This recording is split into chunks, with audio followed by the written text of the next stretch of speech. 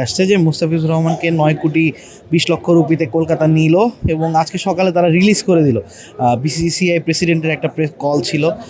সব মিলিয়ে ব্যাপারটা আপনি কেমনভাবে দেখছেন? প্রথমত দেখেন, এটা আসলে ওকি ইন্টারন্যাশনাল ক্রিকেট কিংবা আমাদের ওয়ার্ল্ড কাপ খেলার জন্য কি এটা হচ্ছে কিনা এটা আমি আসলে জানি না। আর যদি এমনি হয়ে থাকে এটা তো আমাদের বাংলাদেশ ক্রিকেটের জন্য একটা অপমানজনক কথা। আমি মনে করি যে বাংলাদেশ ক্রিকেট প্লেয়াররা আসলে যারা আছে নেক্সট টাইম আইপিএল এটা বয়কট করাই উচিত, কারণ এটা আমাদের জন্য মুস্তাফিজ আমাদের একটা প্রাণ, আমাদের একটা ব্র্যান্ড। তো ওই জায়গায় যে জায়গায় সে খেলতে তারাই ডেকেছে, তারাই আবার করে মানে বাদ দিয়ে দিয়েছে। এটা আমাদের জন্য অপমান, বাট আমি মনে করি এটা তাদের জন্য একটা মানে অপমানজনক, বিকজ ডেকেছিল ডাকা, আমরা তো বলি না যে আমাদের এখানে ডাকার জন্য, আইপিএল ডাকার জন্য ওকে ডেকেছে, বাট আমি মনে করি যে এটা ইনসাল্ট।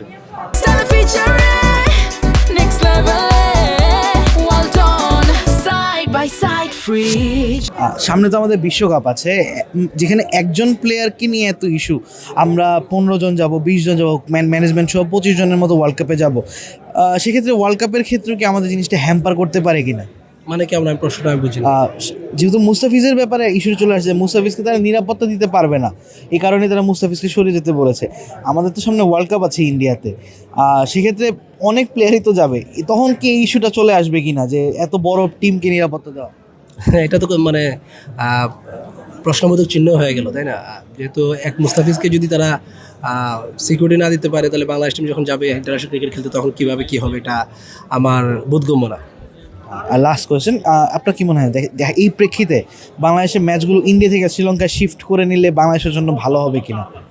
না, এটা আসলে তেমন আমি এটা নিয়ে আমার আসলে আমার কোনো কোয়েশ্চেন না। এটা আইসিসি জানে কীভাবে করতে হবে। যদি যায় তো খেলবে, অবশ্যই সে আমাদের দেশের পক্ষে খেলতে যাচ্ছে, খেলবে, বাট প্রশ্নবোধক চিহ্ন রয়ে গেল মুস্তাফিজের জন্য। Thank you.